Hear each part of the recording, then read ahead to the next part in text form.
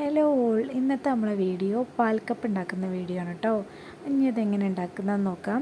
അതിന് വേണ്ടിയിട്ട് പുഴുങ്ങിയെടുത്തിട്ടുള്ള കപ്പ നന്നായിട്ട് ഉടച്ചു കൊടുക്കണം. അതിലോട്ട് തേങ്ങാപ്പാൽ ആഡ് ചെയ്ത് കൊടുക്കണം കേട്ടോ. തേങ്ങാപ്പാൽ പറയുമ്പോൾ രണ്ടാം പാലാണ് ഞാൻ ചേർത്തത്. കൂടെ തന്നെ ഒരു പച്ചമുളക്, ഒരല്ലി വെളുത്തുള്ളി, കുറച്ച് ചീരുള്ളിയും ചതച്ചിട്ട് ഒന്ന് ആഡ് ചെയ്ത് കൊടുക്കുന്നുണ്ട്. ഈ ടൈമിൽ വേണമെങ്കിൽ കുറച്ച് ഉപ്പ് കൂടി ആഡ് ചെയ്ത് കൊടുക്കാം.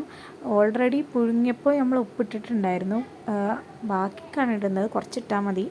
പിന്നെ ഇതൊന്ന് തിക്കായി ഒന്നുകൂടി വെന്തുടഞ്ഞ് വരുന്ന സമയത്ത് തേങ്ങൻ്റെ ഒന്നാം പാലാണ് ഇപ്പോൾ ആഡ് ചെയ്ത് കൊടുക്കുന്നത്.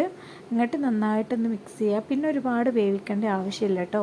ഇത് ഒരുപാട് തിക്കാവുന്നതിന് മുന്നേ തന്നെ നമ്മൾ ഫ്ലെയിം ഓഫ് ചെയ്യണം. കാരണം അത് ഓഫ് ചെയ്ത ശേഷവും ഒന്നും കൂടി തിക്കാവും, അതുകൊണ്ടാണ്. ഇനി അതിലോട്ടുള്ള വറവാണ് ഉണ്ടാക്കാൻ പോകുന്നത്.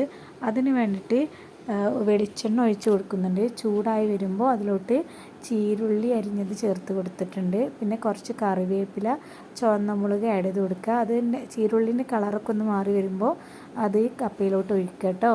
എന്നിട്ട് നന്നായിട്ട് മിക്സ് ചെയ്യുക. റെഡി. നല്ല ടേസ്റ്റ് ആട്ടോ, എല്ലാവരും ട്രൈ ചെയ്ത് നോക്കുക.